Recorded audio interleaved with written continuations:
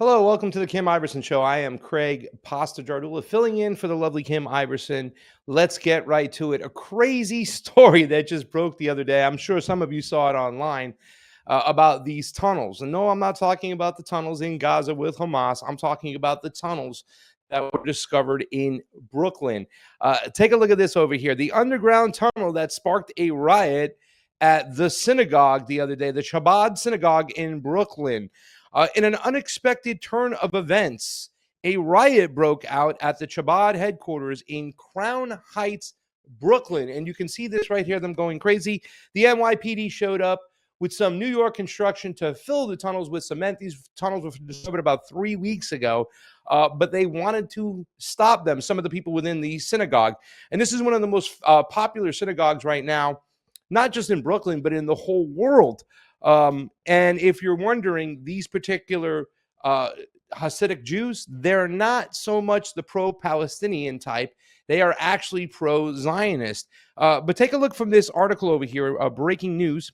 It says, in an unexpected turn of events, a riot broke out at the Chabad headquarters in Crown Heights, Brooklyn, following the discovery of these built underground tunnels, these hidden undiscovered tunnels. The chaos ensued as law enforcement attempted to seal these tunnels, leading to a severe clash between the community and the NYPD.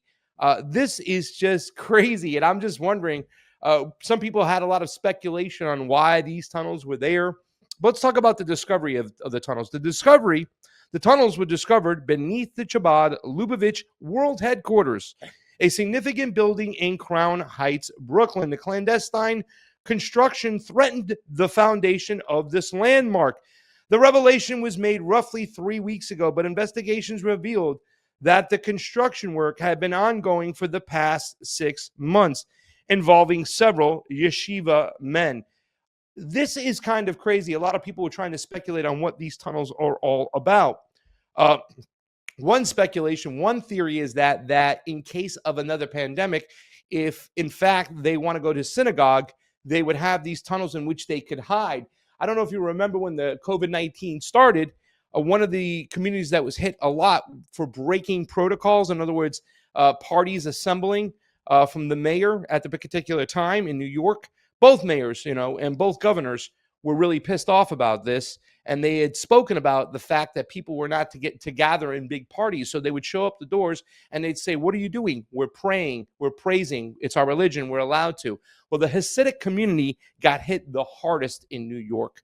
A lot of cops showed up on a lot of doors. So there was a lot of problems over there. So a lot of people are speculating, what is this all about?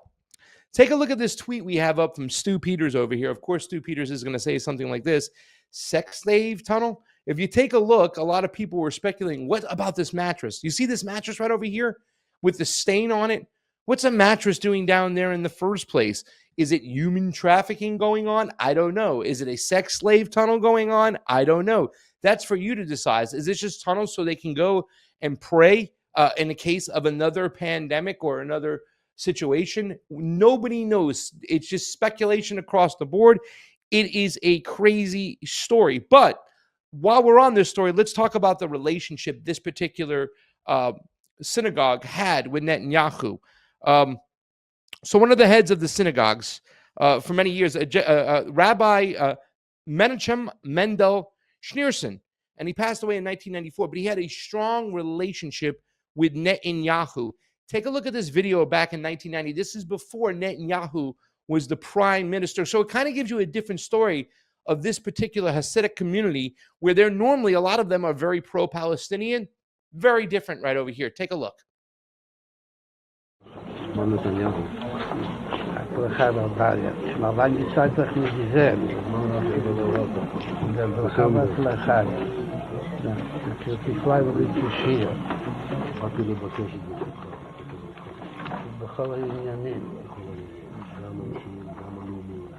בזמן שישראל לאחרונה נתפסו כמה עניינים.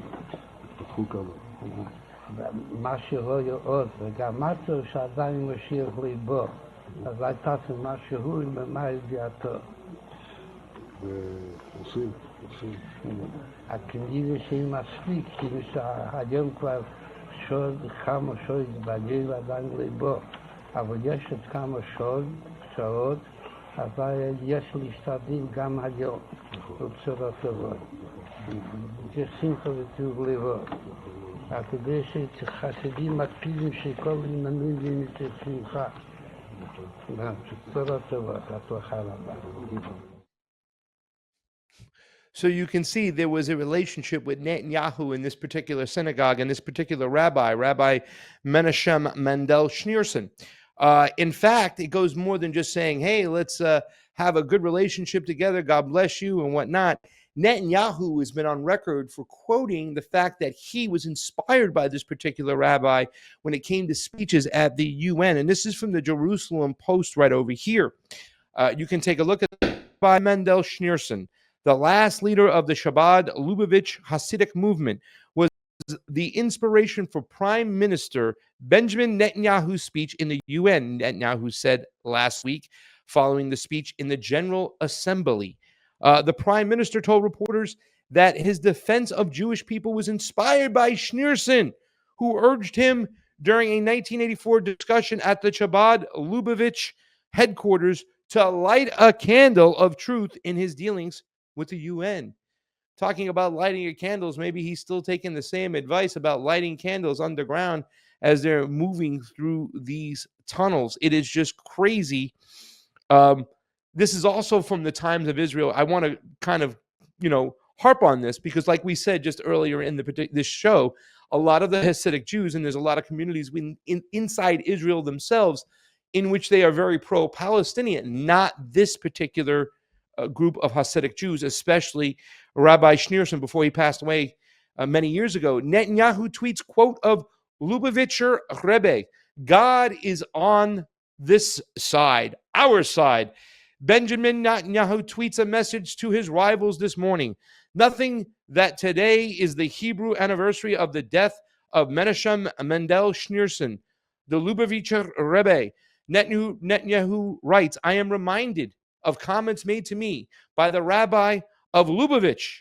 You will need to fight with 119 people, but you will certainly not be impressed by this, as God is on this side. A blessing and success to you. God will give blessing and success. This is just such an odd story, ladies and gentlemen. I mean, I don't even know what to make of it. Immediately when I saw this, I thought for a second, I'm like, oh, okay. So here's the Netanyahu government ratting out some of the Hasidic Jews that are going to be pro-Palestinian. But as we dug deeper, we found it was just the opposite, and they are actually connected. The New York police had showed up, had discovered them. They wanted to fill them with cement, but that's why that riot broke out. So it's something we have to talk about. The rabbi's message to Netanyahu, the prophecy for today, Rabbi David Nashon, a personal friend of Prime Minister Netanyahu, discusses the special relationship between the Lubavitcher Rebbe and Netanyahu. So there was this relationship between Netanyahu and whatnot. So, I mean, I really don't know what to say. It's such an odd, funny story, but I mean, we have to report on it. And I think we're going to have to pay attention in the long run of what's to come. There was a tweet there where somebody was coming out of the underground tunnel out of like almost like a grid, a floor grid, a drainage situation. Here it is. Take a look at this. This is so odd. It's just crazy. And watch how he'll smack away the camera from the guy. Get away from me. You know what I'm saying? So some people did get away. So at one point, the New York police attempted to start arresting and bring people out. They did arrest many people. However, there was a comment on the Twitter from the Lubavitch Twitter, their official Twitter. And take a look at this tweet right here. The statement by the Chabad Lubavitch headquarters. The Chabad Lubavitch community is pained by the vandalism of a group of young agitators. As you can see, they're trying to blame it on a group of young agitators who damaged the synagogue below Chabad headquarters at 77 Eastern, 77 770 Eastern Parkway Monday night, just in case you guys want to go by there. These odious actions will be investigated and the sanctity of the synagogue will be restored. Our thanks to the New York Police Department for their professionalism and their sensitivity. We are grateful for the outpouring of concern and for the support of our Chabad Lubavitch institutions around the world. And that is by Rabbi Yehuda Krinsky, and he happens to be the chairman. As you know, there is a relationship between the Zionist government, the IDF, and the New York Police Department. So they're keeping it very copacetic over here. But man, this is just a crazy, crazy story. But a little bit more on top of this over here, we should look at this Torah Judaism and take a look at the statements, because we want to kind of point out the fact that, once again, even though they are Hasidic Jews, they are not pro-Palestinian whatsoever. They are pro-Zionist. An important statement about the tunnels under the synagogue in Brooklyn, New York. Walking a tightrope, Chabad's complicated relationship with Zionism. It was never, ever really known up front. Chabad Lubavitch anti-Zionism Torah is a great danger to the Jewish community.